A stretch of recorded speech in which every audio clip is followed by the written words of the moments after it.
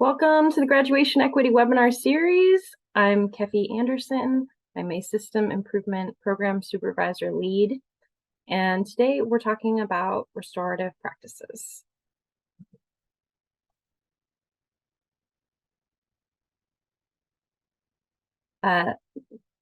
This meeting is being recorded and should be available in the next couple of days on YouTube. There's also closed captions available in the menu if you want to take advantage of that. The webinar is posted on our website. If you want to follow along, we'll also drop it in the chat.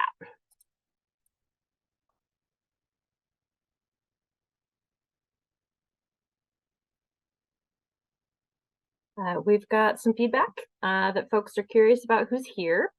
This isn't required to sign in, but if you're interested, please take a moment, introduce yourself.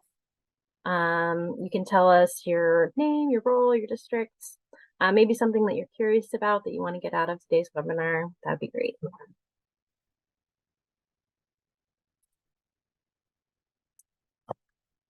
This webinar is brought to you through the Office of Student Engagement and Supports at OSPI. At OSPI, we believe each student needs to be prepared for post-secondary pathways, careers, and civic engagement.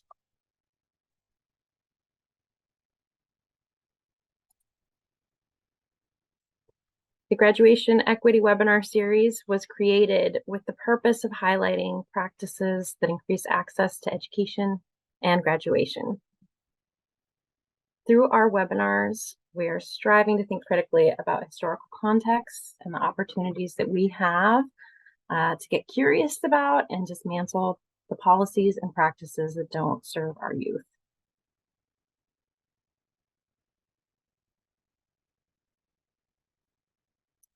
We want to make it possible for each student to have access to the instruction and support that will make them successful in school and in life.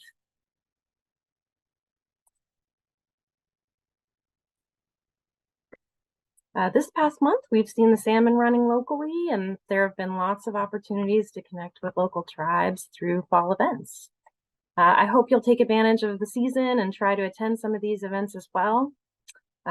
We ask that the participants of this meeting honor the traditional lands on which each of you are located today. If you're not sure, you can check out our resource sheet for a link. In my life, I mostly travel around the traditional lands of the Squaxin Island, the Coast Salish, Cowlitz, and the Nisqually tribes.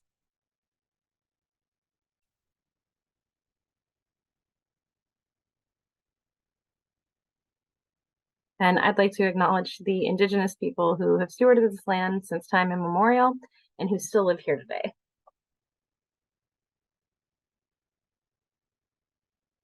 I can't recommend tribal consultation enough. It is a great way to build relationships and to learn about the place that you live. If you're interested, we can connect you with our Office of Native Education.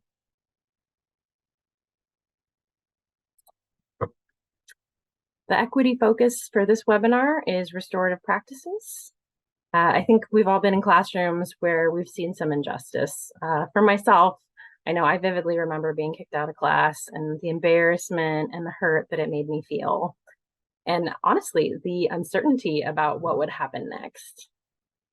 A lot of harm is done when our students habitually miss class, but to be asked to leave, it also creates this horrible sense that you're not welcome, maybe that there's no coming back, or maybe that you're just being tolerated.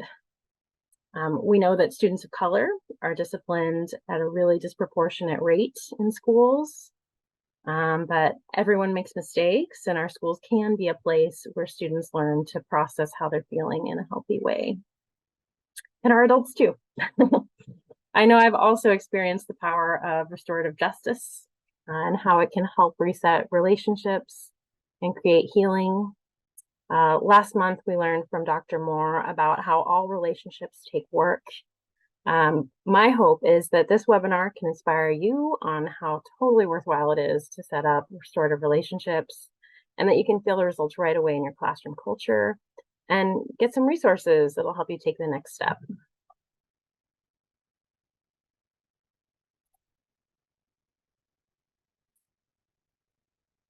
By attending today's webinar, we hope you understand foundational elements of restorative practices. We want to share some examples of strategies, resources, and supports that can help meet the needs of your school community. And we'll help you identify some ways to implement preventative and restorative strategies in your tiered support system.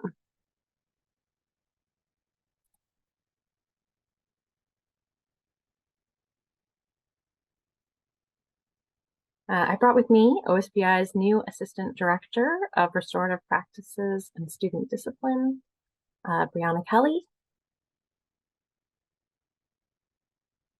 Briana has been a middle school assistant principal for 2 years, where she helped implement restorative practices, interventions, and discipline response systems. She has also been a high school English language arts teacher, AVID, and ASB leadership teacher for 8 years. She's trained in restorative practices through the International Institute of Restorative Practices.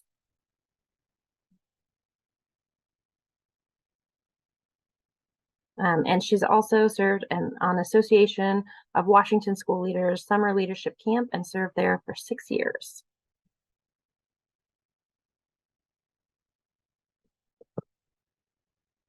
She is a great resource for restorative practices and discipline, so I hope you get in contact with her as you have questions throughout the year.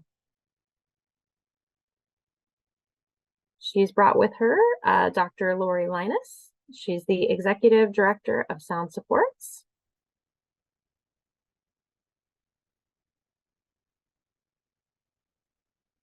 Sound Support's mission is to support every student and every school through the use of a multi-tiered framework. Dr. Lynass has over 26 years of experience in the field of education and has worked directly with over 2,000 schools, 150 districts, and 4 state departments of education. Previously, Dr. Lynass has been the Executive Director of Northwest PBIS, as well as a research scientist at the University of Washington. Dr. Lynass has taught courses as an adjunct faculty member for the University of Washington,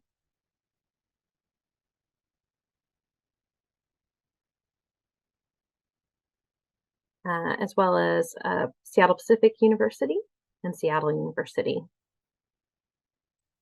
Her areas of expertise include MTSS, restorative justice, PBIS, and special education.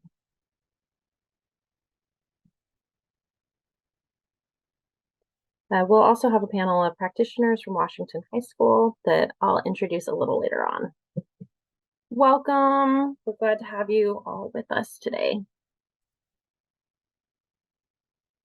We'd like to get to know you too, so we're going to launch a poll here to find out who is in the audience. And if you can tell us a little bit about who you are, what's your role in the school, what's your grade band, and how familiar you are with restorative practices, that helps us tailor what we say today.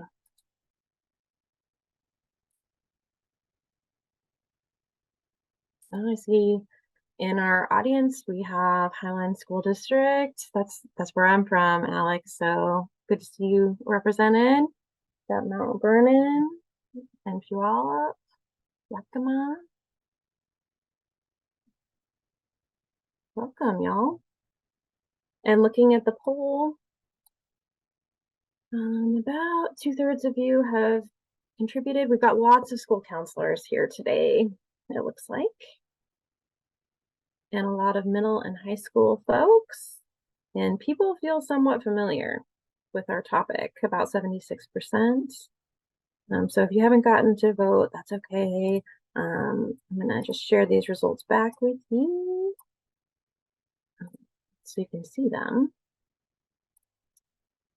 So I think what we're gonna do first is we're gonna talk to you, Briana Kelly. And Briana Kelly is going to tell you a little bit about what are restorative practices and what's happening at OSPI for supports. Thank you, Kathy. Good morning. My name is Briana Kelly, and I'm the Assistant Director of Restorative Practices and Student Discipline.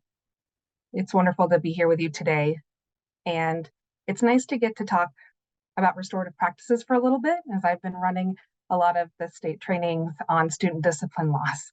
So I think that it is actually very important that to start with how are we working more restorative work into our practices at the state level, we need to see where have we come from in our discipline approaches.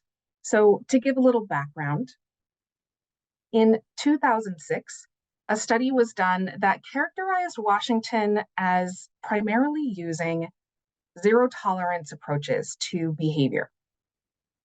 That meant that there were predetermined consequences. If something happens, here's the punishment, and it really was more punishment based. It didn't take into account mitigating circumstances or context for the situation. A task force was put together in response to these findings, and they found that there was zero evidence that zero tolerance approaches reduced violence, improved school climate, or increased consistency in discipline approach practices. We also know that a lot of those zero tolerance approaches were put in place as fear responses to what happened at Columbine. And we as a country went through a collective traumatic moment. And that led to things like French coaches being part of the dress code and not allowed in schools. So we started to unpack this.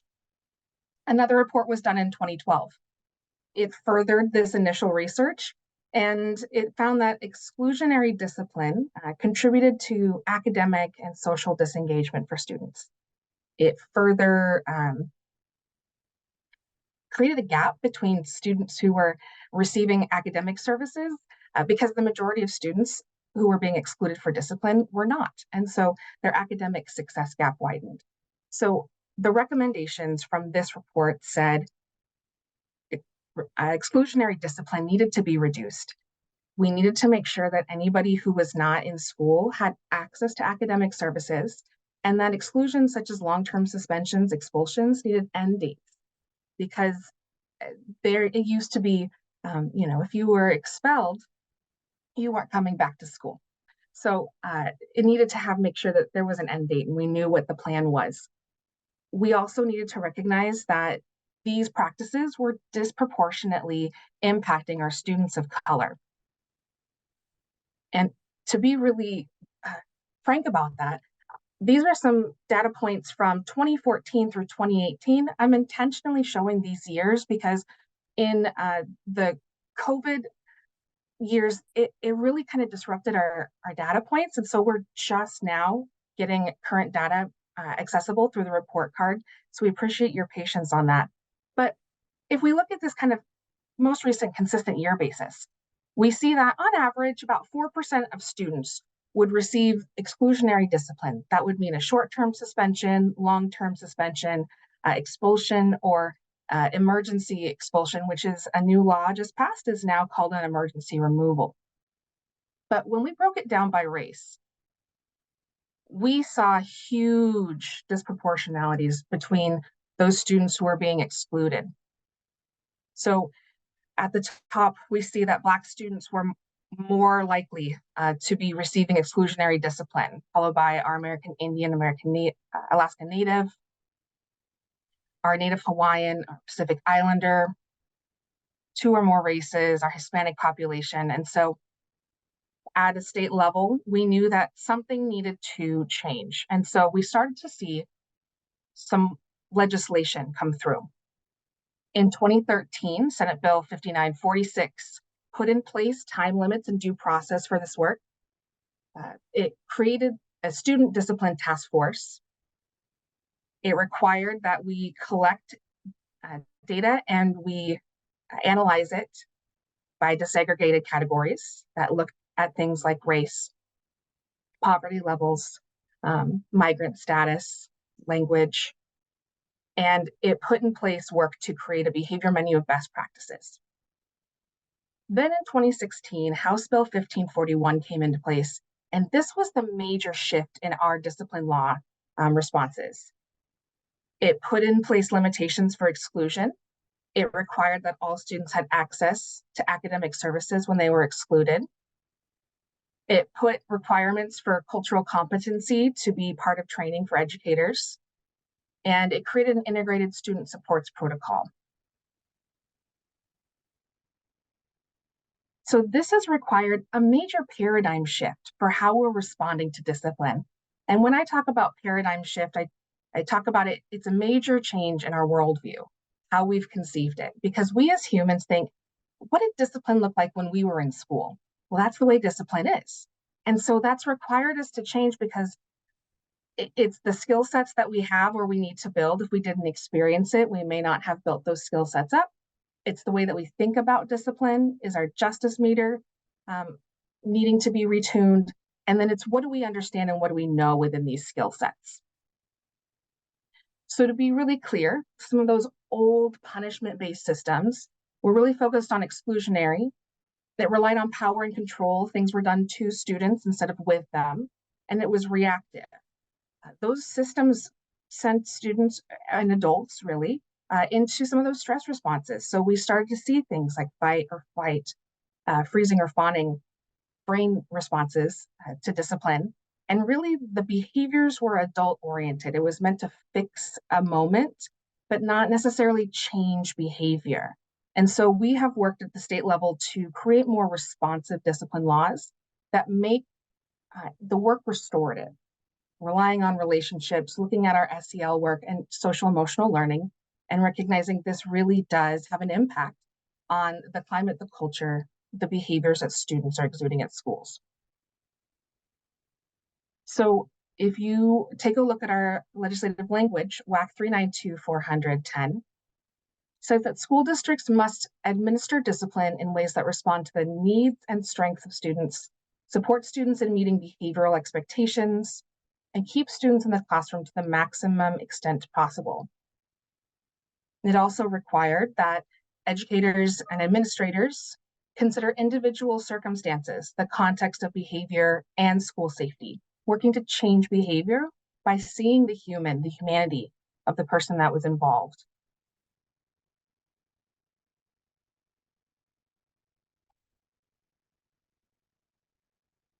This language from House Bill 1541 put into place the term other forms of discipline that needed to be applied before a student could be excluded from the classroom or suspended. So it took away the zero tolerance approaches.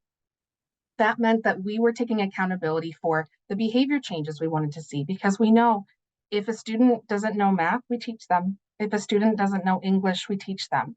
And so if a student is growing in their behavior responses, we are now taking on the onus to make sure that we're teaching them. And so we have resources that are available. There's a behavior menu of best practices and strategies that is published and part of our resources. And it talks about a lot of that really productive supportive work. And one of them is restorative practices.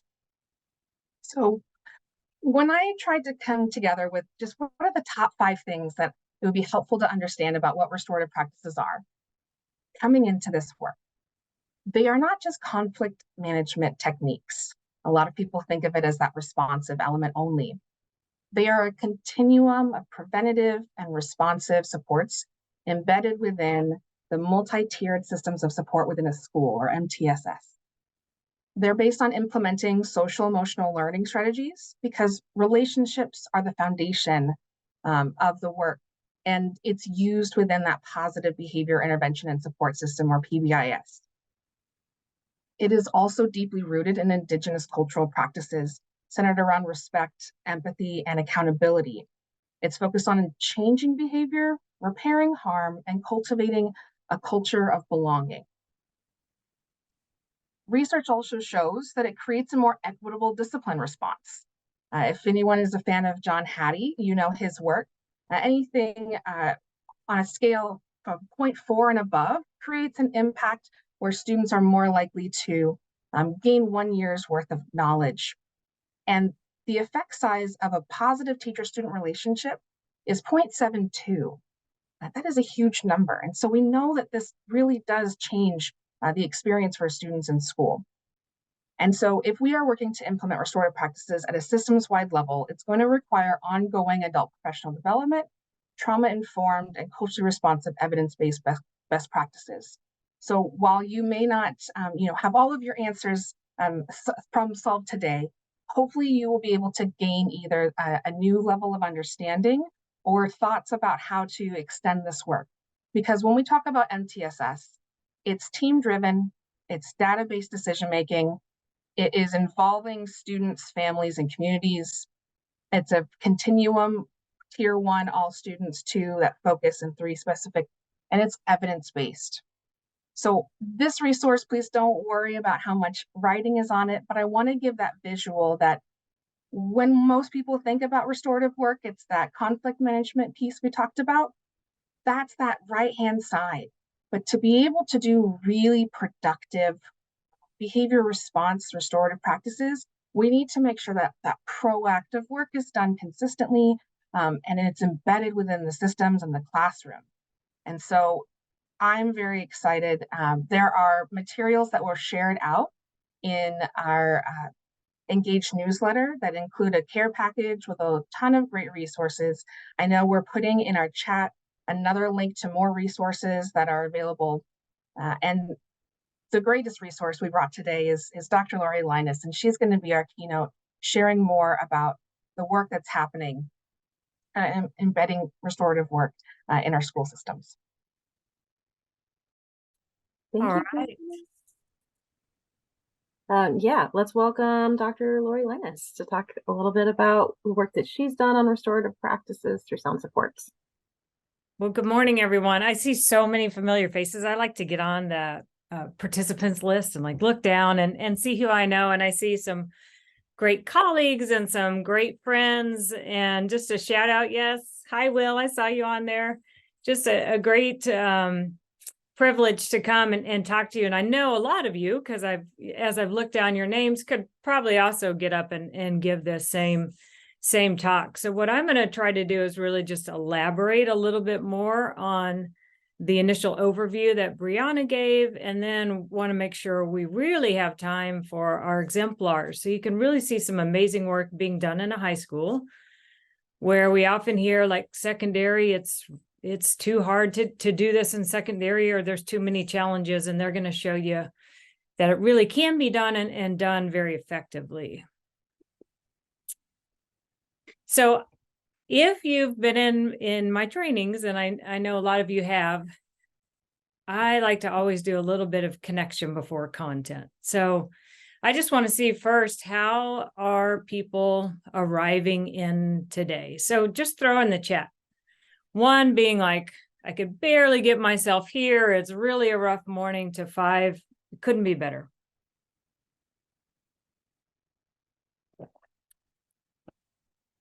I see a lot of answers pouring in. I like how fast the chat goes on these.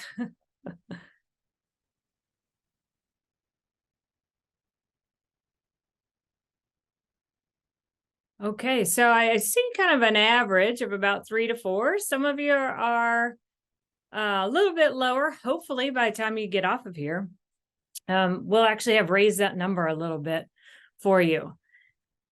I always stress when I'm working with schools and teachers to be checking in continually with kids, right? Because right away, if I was a teacher and doing this quick check-in in my classroom, I could be using that information to know how I want to tailor the day, the kids I might want to check in with a little bit more, how I'm going to adjust my curriculum based on what I'm seeing.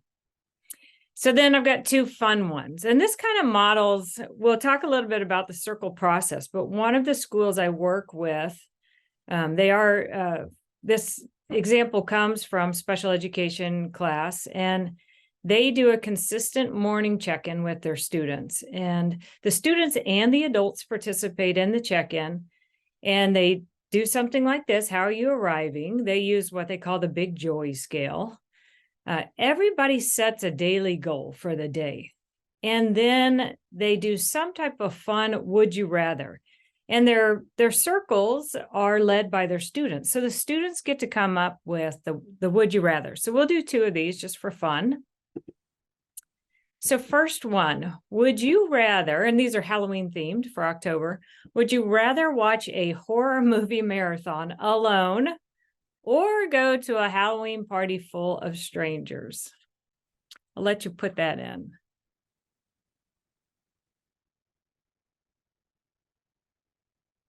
It looks like I'm seeing a little heavier on the party side.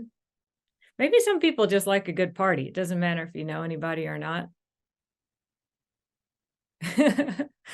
Yeah, Donna says really neither, right? Sometimes on these it's like there's no good answer. Some of you may really love, when I was a teenager, I loved the scary movies. Now I cannot watch one. All right, so then here's our next one coming in. This one's also a little bit scary based. Would you rather be on a survival reality show or a dating game show? Oh, I see it. Definitely a little more on their survival. What if the survival, if you had to eat like blended up worms or something?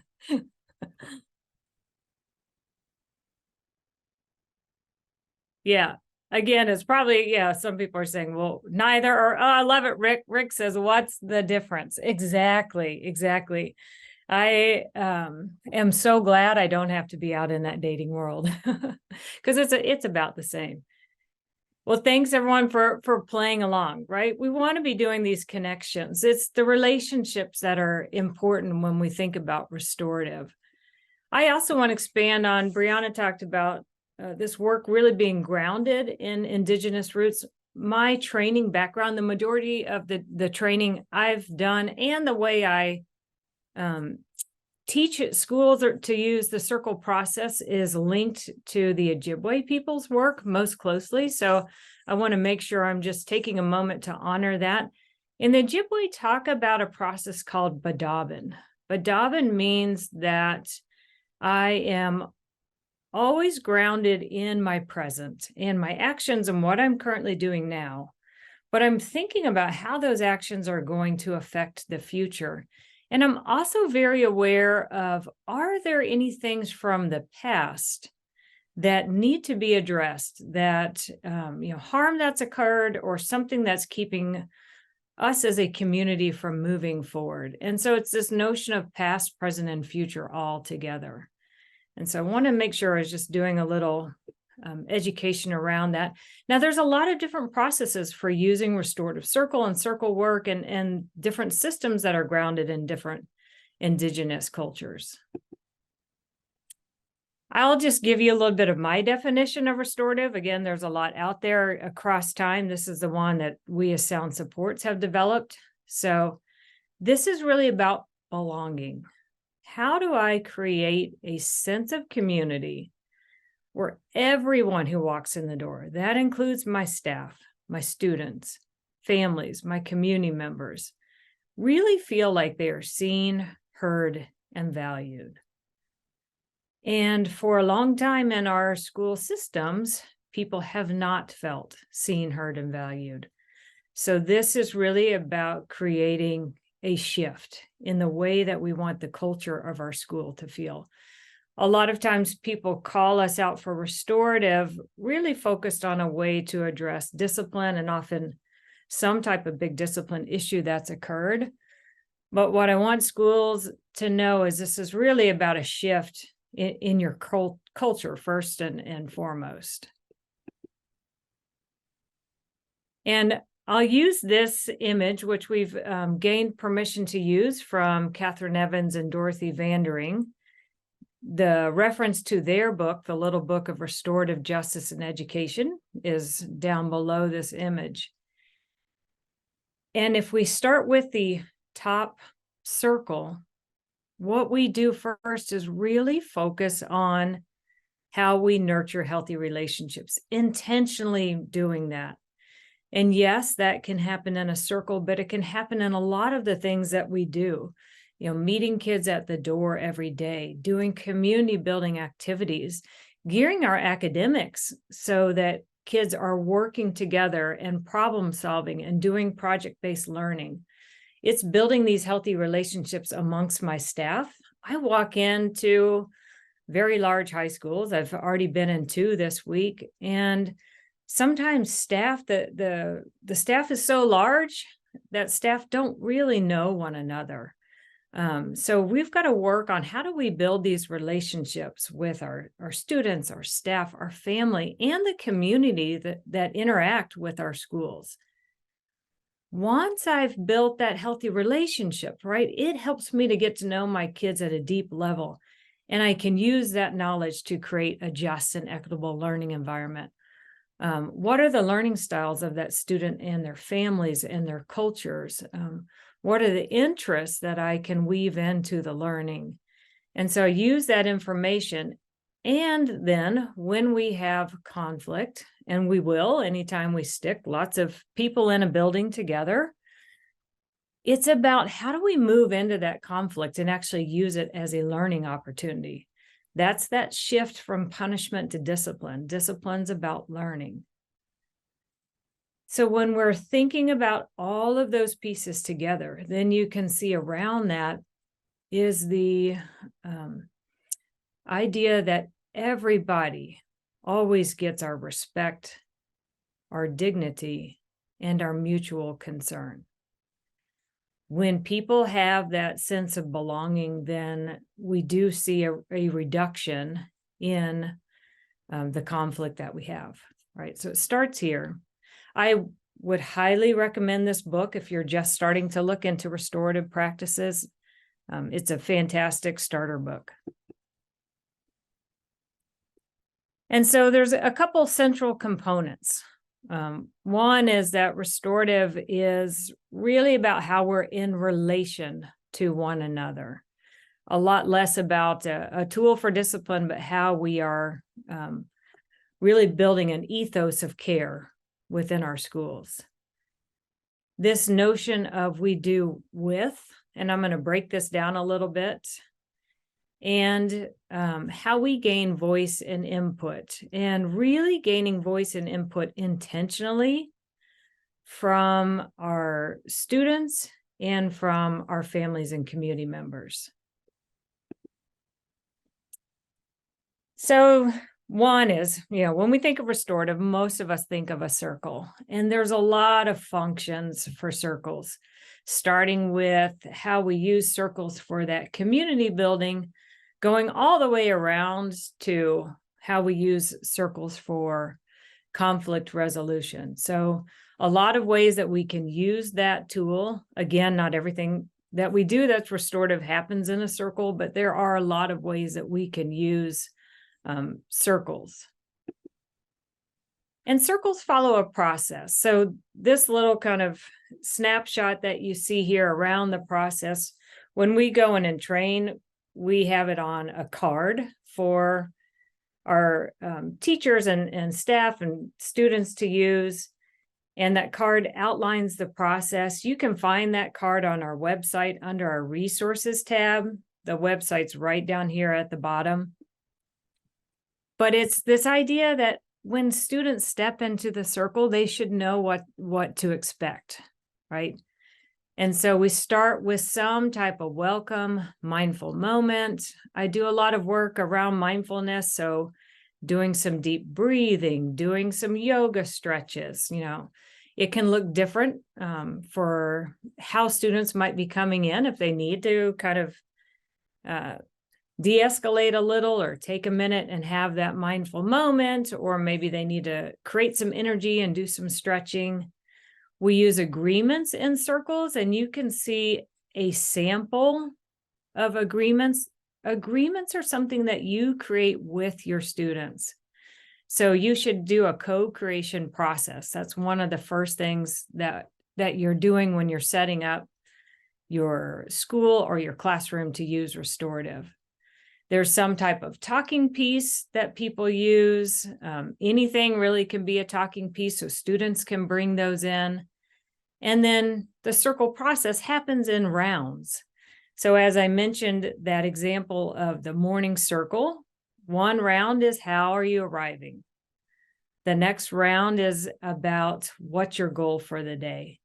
And then that third round is some type of fun community builder question. So different circles look different. If you are short on time and you're wanting to do a quick community builder, your circle can be one round. It could be a quick would you rather, or a question like what superhero power would you want to have, right? The idea is getting students used to this process. We want to do this first in the preventative circles before we're using circles to address any type of discipline. And then when we look at restorative practices and we think about this notion of doing with, this concept in restorative comes out of something called the restorative discipline window. And if you want to do a quick kind of reaction or hand raise, if you've seen this before, you can let me know. The social discipline window is about, we want to balance in our schools between control and support.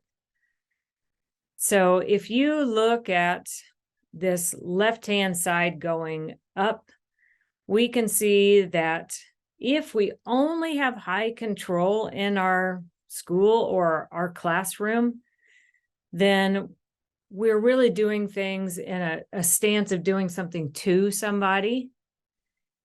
If we only have high support within that school or classroom, or high support, but not a lot of control or structure, then we often get into this stance of doing things for people. If we actually don't have control or support within our school or classroom, then we talk about that as being a more neglectful or the not stance. The idea in schools is we want to have high supports for every single student and family, right? We never want to lower our expectations, but we want to match that expectation with the support. So we want to get this balance of high control and high support within our schools and classrooms. That's this with.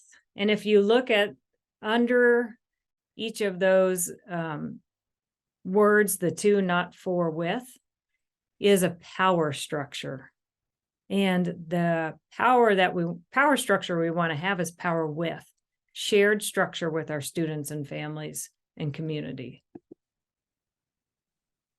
And then these, this just gives a little kind of indicator around if, let's say if we're thinking about this as a classroom, if I walked into a classroom that really has that high control, but no support and is in more of that to box, then I might see things like power struggles, a very authoritative approach, a lot of confrontation. I'll probably see desk in a row, a lot of lecturing. So this just helps us to kind of think about what might that look like. When I go out and work with schools, this is one of the first things we do is really break this down for what does this look like in a classroom and what would be the anticipated outcomes, because we want to get to a place where as a staff, we're talking constantly about how do we move to the with.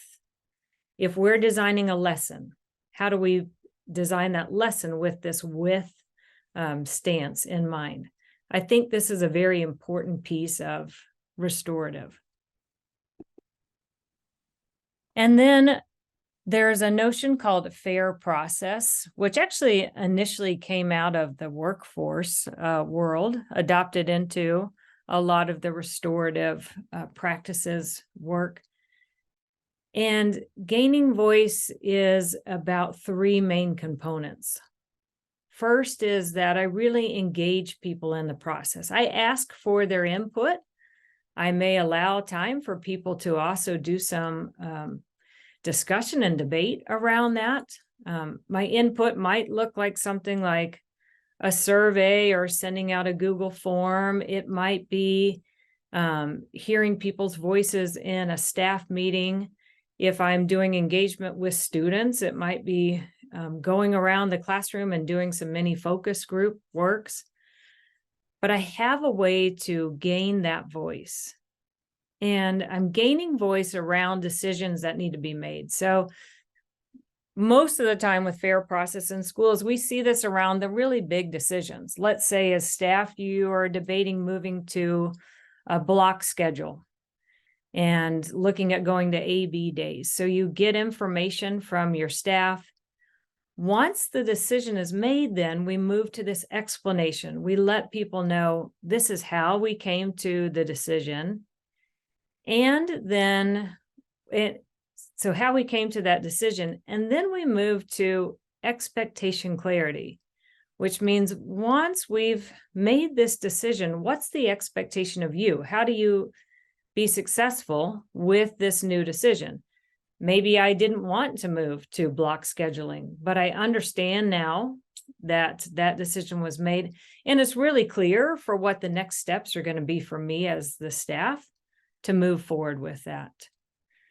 So we've got community building using those circle processes. We've got social discipline window, how we do with, and we have getting more voice from our invested parties in our work.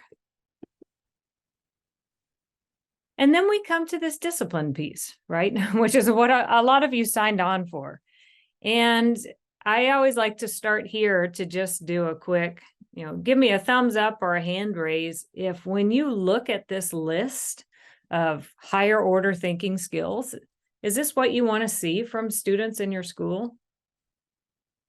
I'll give just a pause just to see the reactions come in. Yep, so a lot of thumbs up, right?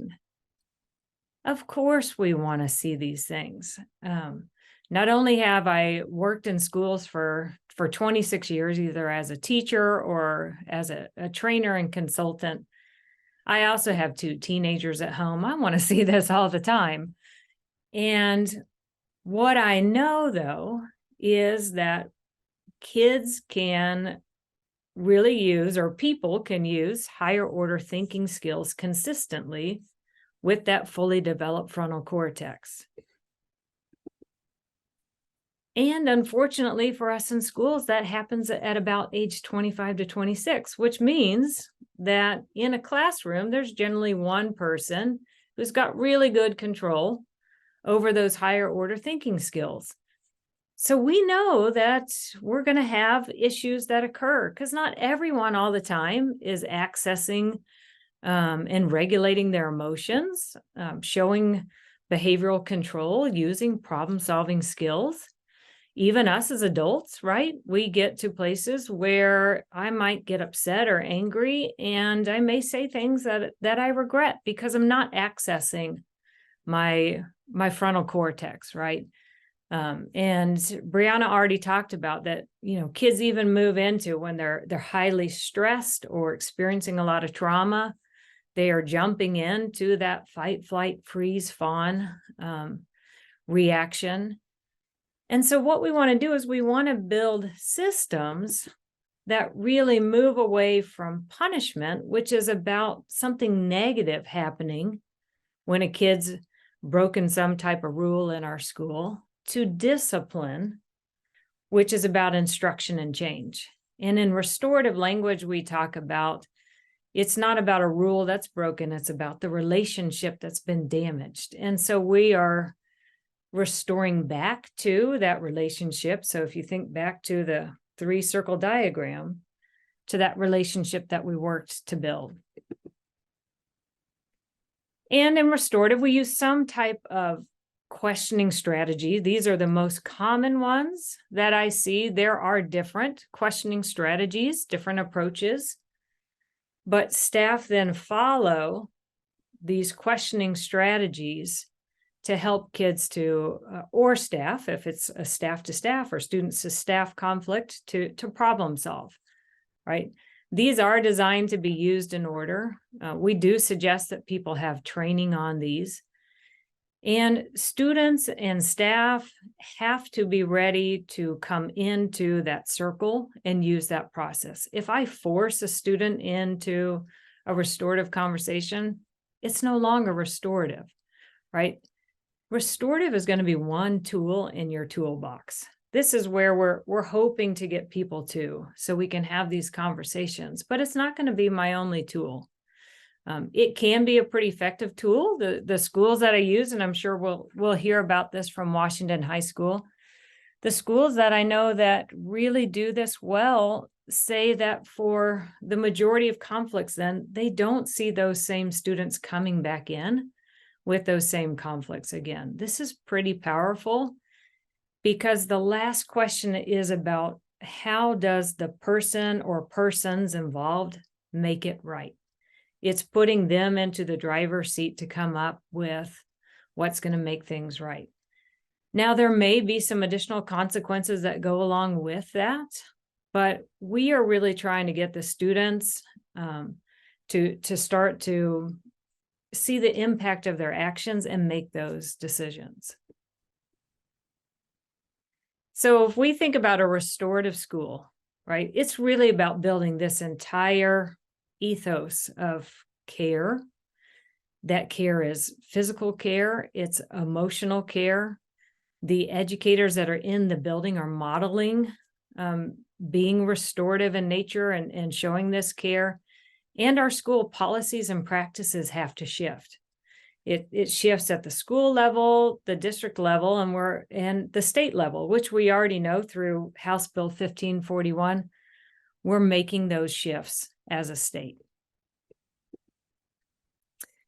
And if we think about MTSS, right, everything comes back to the triangle. The majority of our time should be put into tier 1, which is the community building efforts. And then we've got some nice structures when conflicts do occur with restorative in how we resolve those. So that's my quick introduction. We'll open it up here for any questions. Yeah, let's go. Before we do Q&A, I just think we should all give Dr. Lori Lynass a round of applause. So feel free to use your reaction buttons, and that's awesome. If you do have questions, we'd love to see them in the Q&A. That just helps us manage them. And you can also upvote ones that you want to see answered in there as well. So I see people are raising hands. We really want you to use the Q&A if you can. And Jocelyn, we're going to go to you to tell us a little bit about which questions you've seen in there. Yeah, there is one current question that is open. Can you also address when behavior is a safety issue, and in parentheses, physical violence? Mm-hmm. Yes, yeah. I mean, first and foremost in schools, right? Our job is to keep kids safe. So if we, and there are times like this, right? If I have a big safety issue, I may need to have a kid out. There are times where while we make those safety plans and think about how to bring a student or a group of students back into school, we may have to have a student that is out so we can create those safety plans. So there are still times where we are going to use a suspension to do that, but it's really important then that we're doing re-entry circles and still addressing the safety issues within that restorative process. Thank you. There's a second question.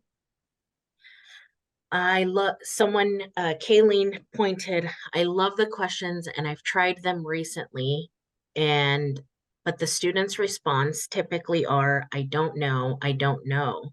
So my question is, what do I do when this happens, or better yet, when there's resistance? Yes. And if you are teaching secondary, you should probably anticipate that a little bit. I'm sure our exemplar speakers can also help address that. Just stick with it, right? Make it a time. If it's just a couple of students, sometimes students feel more comfortable writing down their answer, or I'll prompt everybody first before we go into the circle. Here's the questions. Go ahead and write your answers down so that when we come into the circle, they already have those questions written down. I never force students to share. There's always an opportunity to pass. If they do, once the talking piece makes its way back to me, I'll pass it back around and see if they're ready. It does take time. After a while, kids will start to participate. And I sometimes do kind of plants, like I ask a couple of kids, can you get ready to share and make sure that not everybody is passing, but stick with it. We have an upvote for another question. What about including parents or guardians in this process? Yes. You know, again, one of the things we do before we do full restorative circles are what are called pre-circles. So I'm meeting with each person who may be involved in the circle, which could be parents or guardians coming in, and I'm pre-circling with them. I'm taking them through the questions. I'm walking them through what that circle is going to look like, and I'm making sure that they're ready. What I want to assure is that when everyone gets in the circle, that circle's a safe space. So sometimes a student or a staff or a parent is not ready to come into that circle. But if parents feel like a value add, or the student wants their parent to come in, or the parent wants to come in, I'm just going to prep them for that. Michelle Medeiros stated, how can we ensure that a teacher is ready to do a restorative circle to Yep. avoid it turning punitive? Yes. And I can see, Michelle, you said in quotes, ready.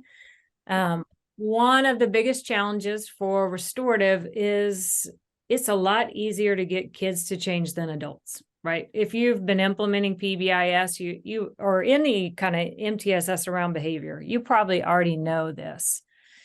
You need to start doing your circle work with your staff and adults first. You're not going to get 100%, right? This is just not a fit for everybody, but if you start with the staff first and you're doing circles with your staff members, you can get more of your teachers ready. Sometimes it's good for them to also go in and see another teacher doing it, or have someone come by that can help co-lead the circle with them. There's a lot of adult SEL that goes on with this. And so you're also building some of those SEL skills. We'll take one more. Colleen asked, how many can be in the circle at a time? We usually only have 3. Can this be used as a delayed reaction to the problem? I'm not sure that last part, if that means that kids are not coming in to the circle necessarily, but the ones involved in the circle are whoever was involved in the conflict or the harm, right? So if it's only maybe 2 kids, like a kid-to-kid conflict, then usually it's just those kids and the facilitator. If it also involved the teacher or another staff member, they may be in the circle as well.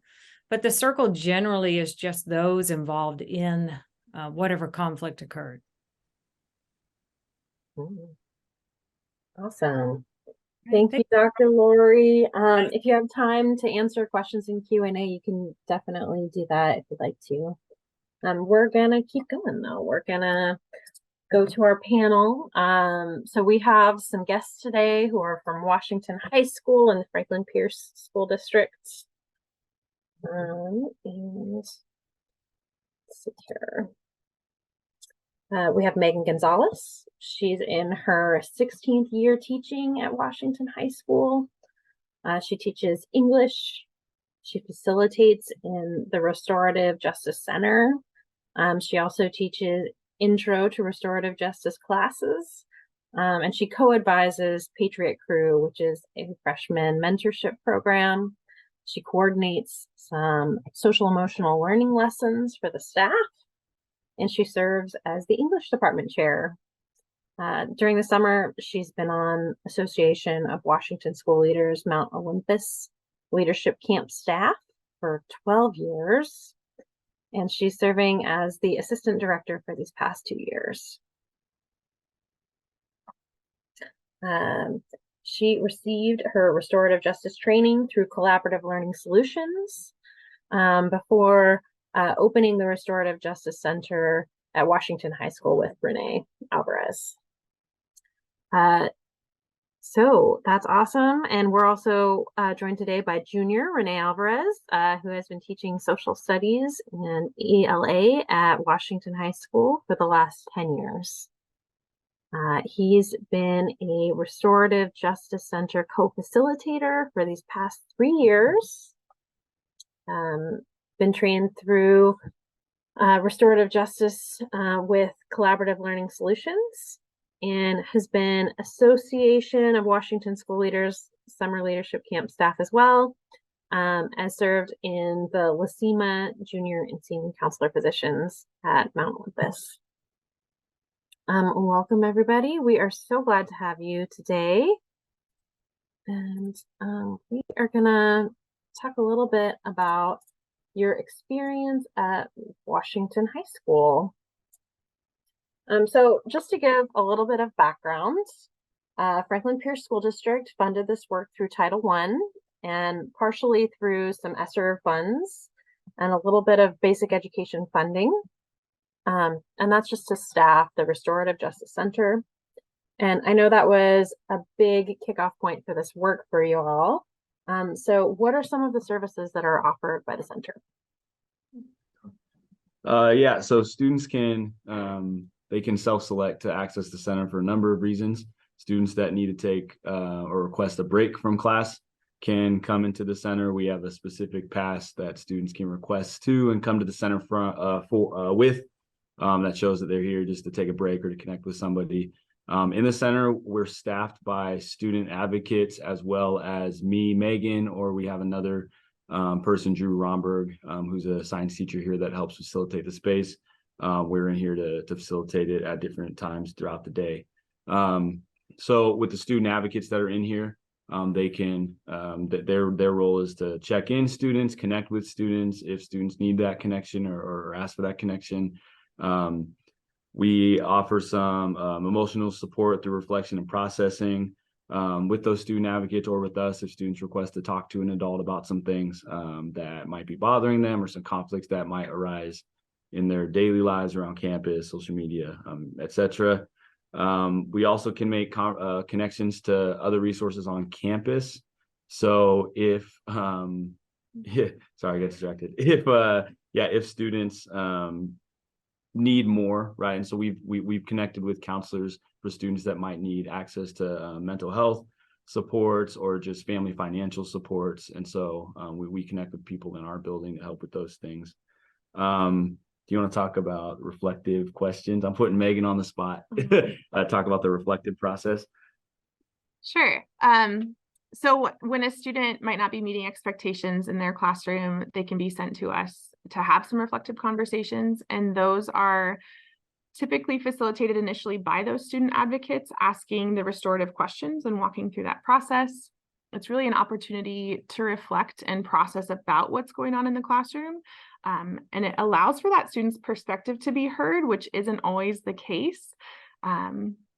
So it also then, when the student gets back to class, it's an opportunity for a re-entry conversation with the teacher around what's going on in the classroom environment, what needs do they have that they can advocate for through this reflective process, where the teacher has a chance to ask for their needs to be met as well, or the other students in that learning space. I think that covers it. Yeah, awesome. Yeah. And so I know Lori was talking about restorative circles. Our restorative circle process, students themselves can request restorative circles, or we'll offer those if it seems like they're coming in to connect with us about a situation. And sometimes we'll offer a restorative circle as a way to potentially try to help mediate whatever that conflict is. Teachers can request restorative circles as well with students, or say that, hey, these students have a conflict, maybe bringing them in for reflection, seeing if they need a restorative circle. Administrators also send us restorative circle requests with students. What that process looks like, we never force students into a restorative circle. So students have the say whether or not they participate in the restorative circle. What we'll do is we'll bring students into this space. We'll complete the restorative questions with them. And so either student advocates or we will facilitate that process. And then we'll ask students if they'd be open to a circle. We'll talk to the other person too and do the exact same thing. When those individuals, and then we'll try to figure out a time to bring those individuals together while also making sure that, you know, we're setting some goals. So sometimes those circles can't happen till the next day, or for whatever reason, it gets a little bit delayed.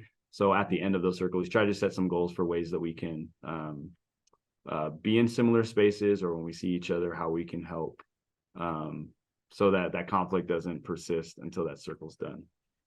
Some other services that we offer through the Restorative Justice Center, Washington High School, are whole class reflective circles.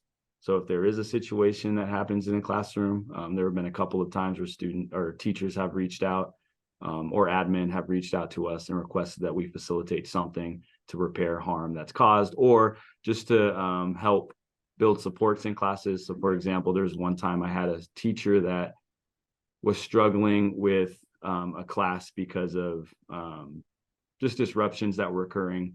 And so we came together and had a reflective circle and did some brainstorming on ways that we can be successful and ways that we can move forward in that class.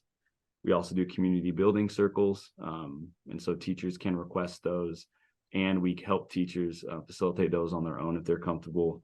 And then, yes, our staff training, we train staff on restorative practices, including proactive circles and that community building aspect.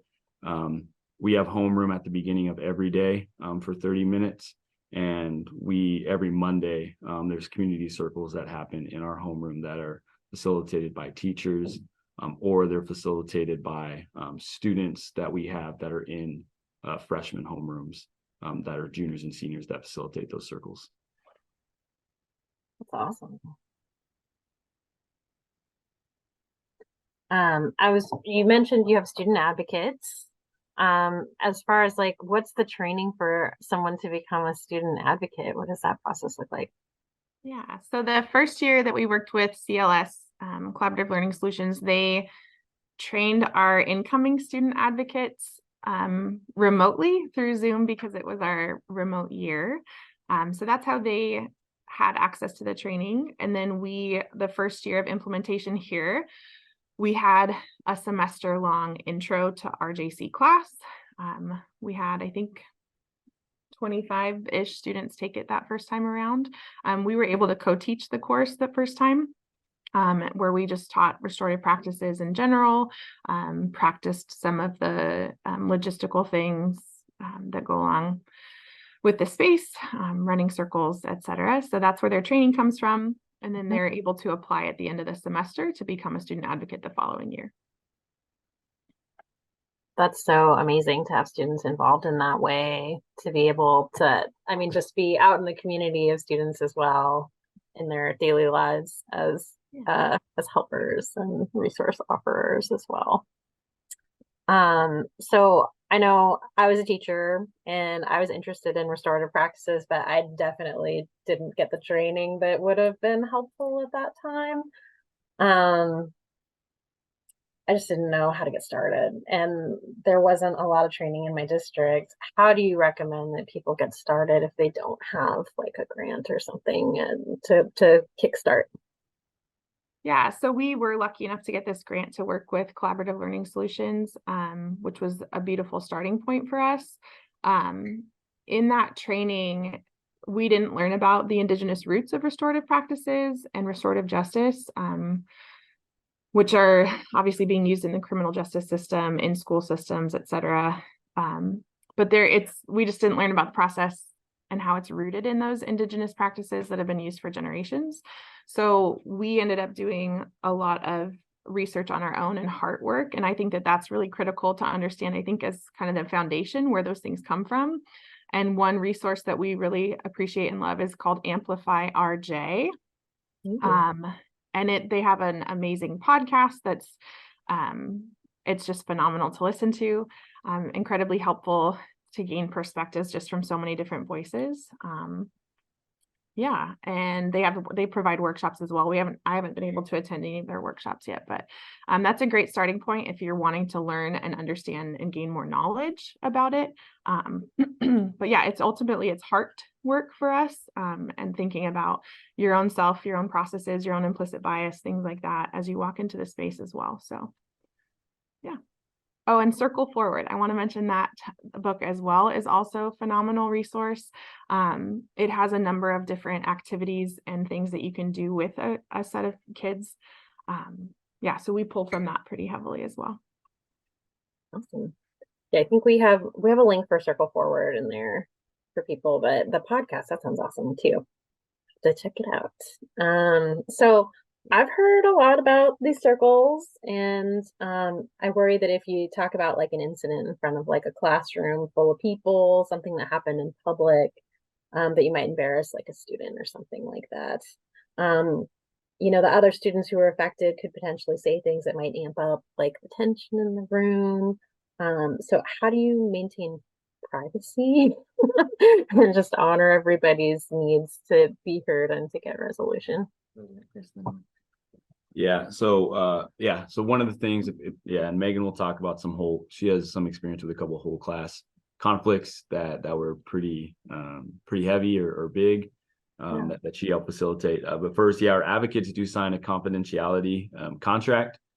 So we go through that at the beginning of the year, and we also do a jump start or at the second or third week of September, where we pull in all the RJC student advocates to retrain and talk about that and remind them of the contract and the confidentiality. We also have private spaces for more delicate conversations with students. So we're not, just in one room where we're having some conversations that might need to be private. We can pull them aside. And when we talk about circles or when we talk about incidents in class happening, we prep the parties separately to make sure that it's an appropriate use of whatever we're trying to plan to repair the harm, circling up, things like that. And unless they both agree, it's typically not something that we do. And so, yeah. Okay. And so this question made me think of a couple of situations we've faced where perhaps there was an incident in a classroom where the whole community of the space was affected, just in witnessing that situation, whether it was between a student and a teacher or two different students. And we've had requests to then come in and try to address that with that entire community. So it's not just the people directly involved who might experience some harm from the situation. So in working with the teacher in that space and reflecting on it and figuring out what's going to be best for that community that they're also a part of, we've done some whole class kind of like re-entry to this space. If there's a student who's been involved in something that might have caused harm, we've started a circle without that student just to kind of get the rest of the community kind of ready for that space and prepping for that, and then invite that student into the space to welcome them back and address the harm that was caused and how best to repair it together. So that might be like a reestablishing of community agreements, making some adjustments, or if that class hasn't created agreements together, spending some time doing that in that space. So and those I want to explain might acknowledge what students expect and need from each other, what they might expect and need from their teacher, and then also what the teacher might expect and need from the students as well. So it's involving all parties and their relationship to each other within that communal space. So I don't know if that fully answers that question. That's actually really helpful, like thinking through just like what does it look like to do. I think like I have like this mental model of restorative practices as like now we're all going to sit in a circle and talk about what happened, and it's helpful to think about it as like there's kind of like a pre-conversation that's happening and there's prepping for what's going to happen before everybody shows up at the same time. Yeah. I'm wondering, we're getting lots of questions in the Q&A, so thank you everybody for contributing those. Let's talk about those. So from Kathy asked, how do students re-engage if the student or teacher isn't willing to cooperate? So if one of them doesn't want to talk about it, what's your strategy? Yeah, sometimes it's effort. So sometimes so the student comes to us because they're not meeting expectations in the class. We complete the reflection process, and sometimes that requires student advocates bringing us into the conversation to offer maybe some things. Obviously, students are going to reflect on what they're going to reflect on, so there's a certain amount you can push on them, right? Like, or not push, but just like, try to challenge them to maybe see perspective a different way. But if students go back to the classroom and they're still not meeting expectations in our MTSS systems, then they end up going to the office, and administrators talk to them. And a lot of times what happens is then the administrator says, hey, let's try to do a restorative circle between this person or that person, or the administrator talks to the student, and a lot of times also the student will re-engage with whatever the next day with the teacher. Maybe they just need some space. There are teachers that refuse circles all the time, so that's a difficult conversation that we actually don't have. We let administrators know that who are their evaluators sometimes, that this is like the 5th or 6th time where a student has specifically requested a circle, or administrators requested a circle, and this person hasn't been timely in responses, or we do over communicate, and so we're not just going to go there if they don't respond the first time. But then that's, I think our admin are supportive of this space and supportive of what is done here, and supportive of restorative practices. Yeah. And I will say it's relatively rare that a staff member will flat out refuse to participate. Often they will, if the circle doesn't happen, or if they don't want the circle, they'll still participate in that reflective process. And then we will ask for permission from both parties to just kind of share perspective and offer some suggestions or agreements from each other. Like if the student has shared something that they need from the teacher, we will ask that of the teacher. And if the teacher has something that they would like to request of the student, we'll communicate that as well. It's not ideal. It's far more effective to get everybody into that same space to talk it out. But when that happens, we just kind of ask that permission to share both sides, and try to come to agreements in that way on how to move forward. Yeah, totally. So as a parent, I'm also curious a little bit about, like, where do parents enter into it? So say my kid like blows out of class or something, and they go to the Restorative Justice Center and they have like a 5-minute conversation. Like, at what point in the process are you calling parents in, or are they a part of it? Yeah, we have had a couple of parents join some circles that's usually when it's with an adult, a teacher, or we've had one done student and admin before as well, where a parent was present. And they are also present for that prep with the student as well, typically. And then we always want to be conscious of like balancing. So I'm not going to offer a circle where there's one person representing one perspective and then 3 people representing the other perspective. So trying to really balance that out is critical. So being conscious of that is important. As far as like if something happens in class and they're referred to us to reflect on what has happened, though the teacher is responsible for kind of keeping track of, is this a pattern that I'm noticing, and then communicating home to families and asking for the expertise of the parents in that situation, or the caregivers, or whoever they're living with, to move forward in that way. So that communication is on their end. And then obviously if something comes up when a student shares with us that and we're concerned, we call home and connect with families about that as well. That's great. Okay. Yeah. It's nice to have been informed. Let's look at the Q&A again. Sasha says, thanks, Megan and Junior. Do you know what grant you got to fund the training? In general, are there any resources you could recommend to fund the restorative justice work in schools? So I think, like, at the beginning, we talked a little bit about like title funds is like an option, and you can use your basic education funding.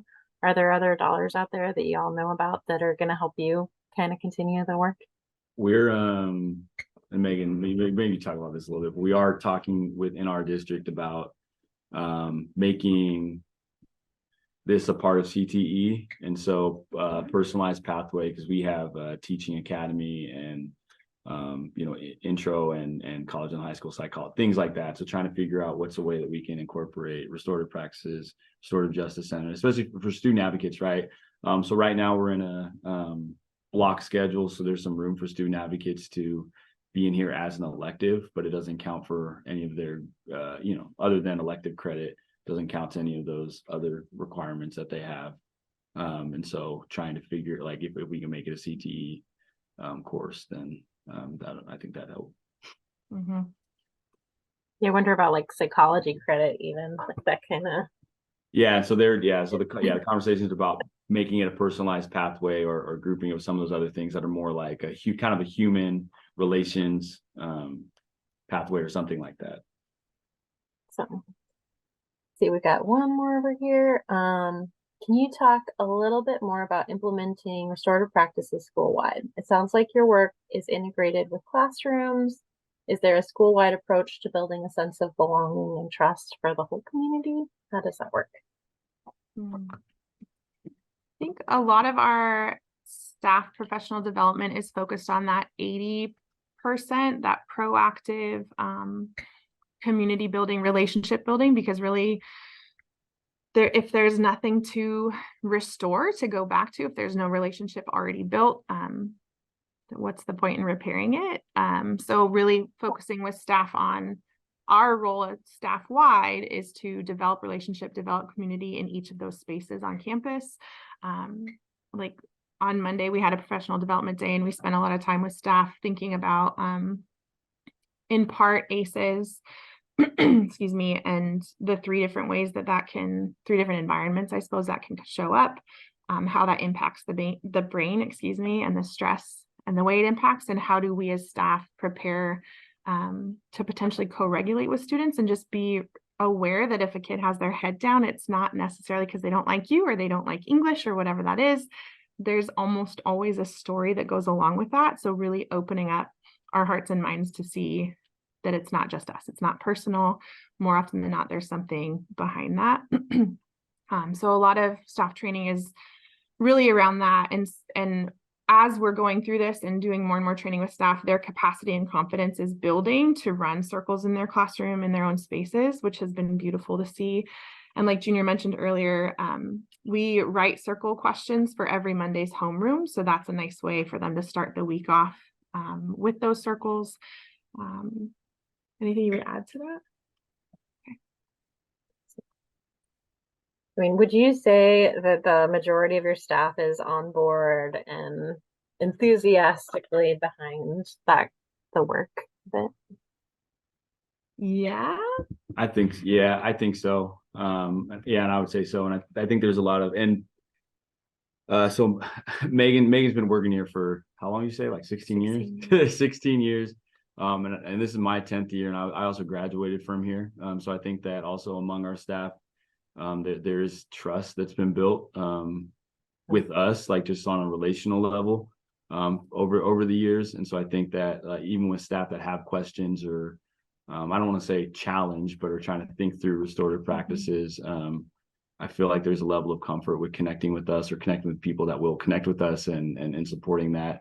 Megan, as a part of our BLT, she gets to advocate in that space too, and support other department heads or other people on our building leadership team to support staff in their departments. But yeah, me, Megan, and another teacher here, Eric Stanzik, are part of Patriot Crew. And so every Monday we have to go around to take attendance because our students are conducting those circles, facilitating those circles with freshmen.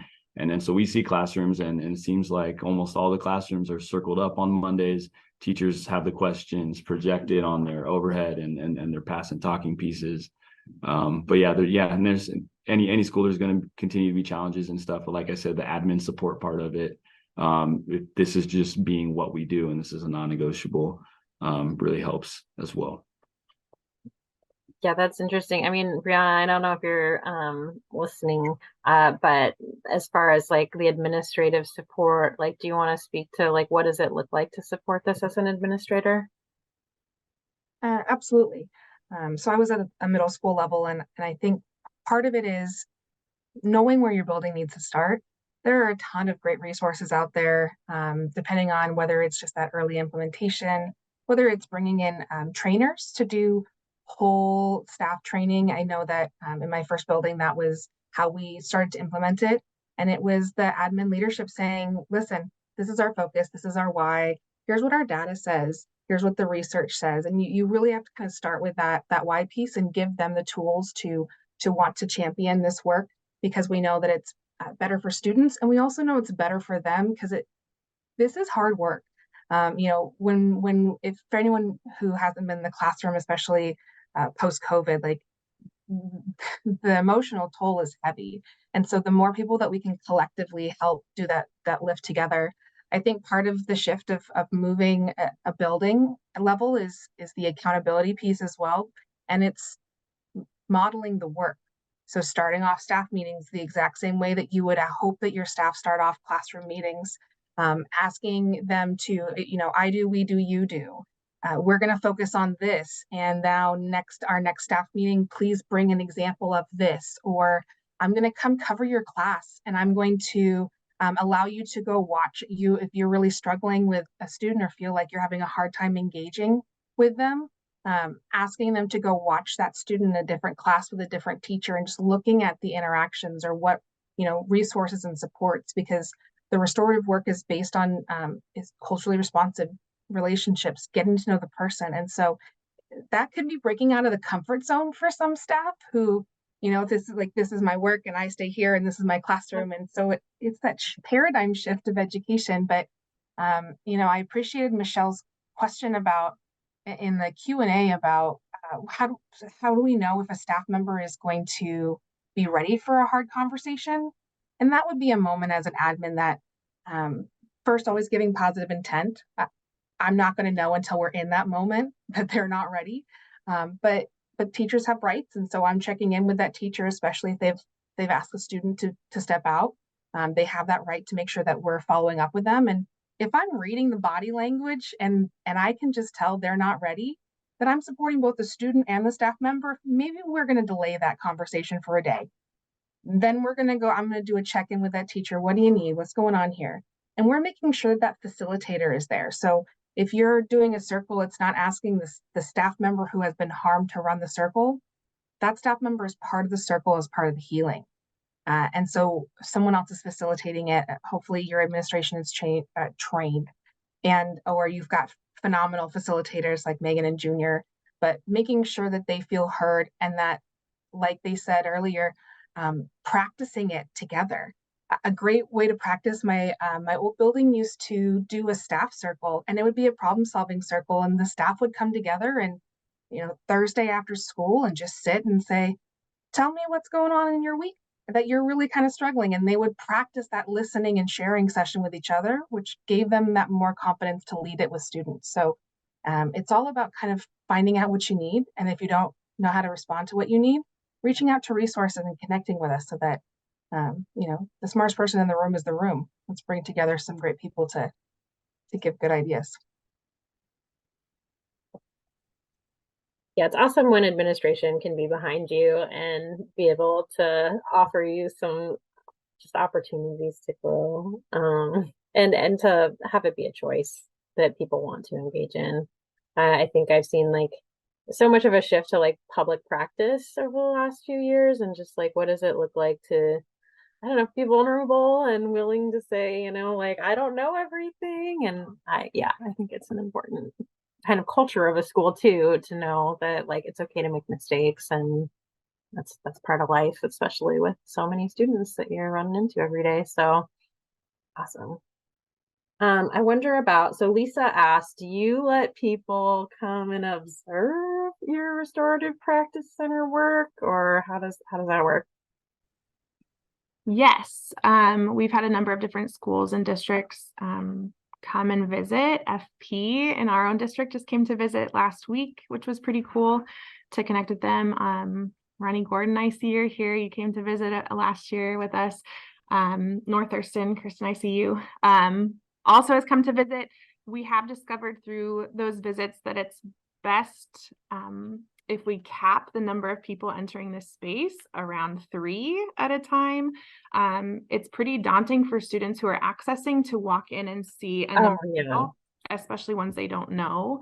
So if we can cap that, that's helpful. Also with the understanding that we're still facilitating the space alongside, and we'll be able to answer questions and connect when we can. But we have one adult in here at a time, and so it's really tough sometimes to manage both of those things. So yeah, come hang out. We would love to learn from y'all as well. I love those connections. Just keeping those things in mind. Well, I think that we're about out of time for today. So I hope that the conversation doesn't end here for people who are listening in, and that you get a chance to share this information out with the folks in your building, or are able to talk to admin or PLC, or even your students. Like, what would it be like if we had a circle in here? It would be a great conversation way to start. Let's give our panel a big round of applause. Thank you so much for sharing your expertise with us, and what an offer to come and check it out. That's amazing. I hope people take advantage of that and can get a chance to see it in action as well.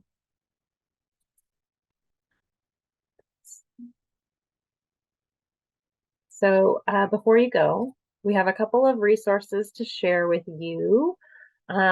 We have, if you're interested in the funding guide, we have one at OSPI, and so thinking about this as like basic education funding is great. There's a lot of different opportunities to look at it. We do have the menu of best practices for behavior that Briana mentioned. Please check that out. It's really cool, and Briana can help you with that as well. We have our Engage newsletter that has our leadership care package in it, as well as checking out that podcast. It's Amplify RJ, Restorative Justice. Lori has awesome resources on her website as well. So if you want to check out like the AHA, apology, or affirmation cards, she also has these restorative questions on business cards that are really helpful. Sound Supports is a wonderful organization, so if you want to check it out, there's a lot to see on that site. There's also the International Institute of Restorative Practices to look at. Megan mentioned the Circle Forward, and I'm probably making Catherine sweat. I'm sorry, I'm like talking too fast. So you can also connect with us at OSPI. We're happy to get you where you need to be. At OSPI, we have a really awesome opportunity. So if you want to come to our discipline, harassment, intimidation, and bullying and school safety office hours, they are the second Monday and the fourth Friday of every month at 8 a.m. And people will stay on there until they run out of topics. It's just a Q&A style thing, so bring your questions if you have them. There's a lot of folks participating in this from our school safety team, and as well as we have ESD comprehensive school safety coordinators, threat assessment coordinators, and behavioral health navigators as well.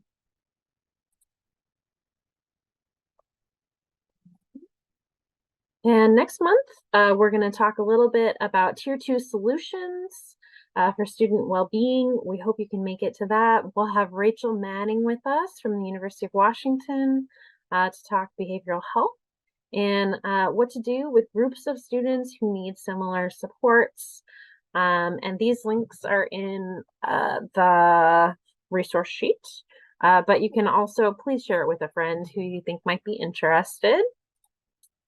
And we have one last poll here. Poll has been launched. This poll. What happened to my poll? It's gone. Okay, I guess it's gone this time. After the meeting, there is a survey. It helps us to improve our webinars. So if you're willing to take it, we love to hear about the presenters you want to hear from, the topics you want to know about, and how we can reach you better. We'd love to see you get some clock hours for joining us. If you join live, you're already registered for the year through Zoom. You'll also need to register for clock hours monthly in PD Enroller. PD Enroller will send an evaluation to your email and will verify your attendance and release your hours. If you're watching this video a little bit later on the YouTube channel, the process changes. You register each month for the clock hours in PD Enroller, and then you complete that evaluation. And you'll also take that graduation equity webinar feedback survey. And that just signals to us that you watched it. And we'll verify your attendance every couple of weeks and release your hours that way. We do have, I believe, a 7-month kind of expiration date on when we can offer you clock hours. So it's great to get them out of the way as soon as you can.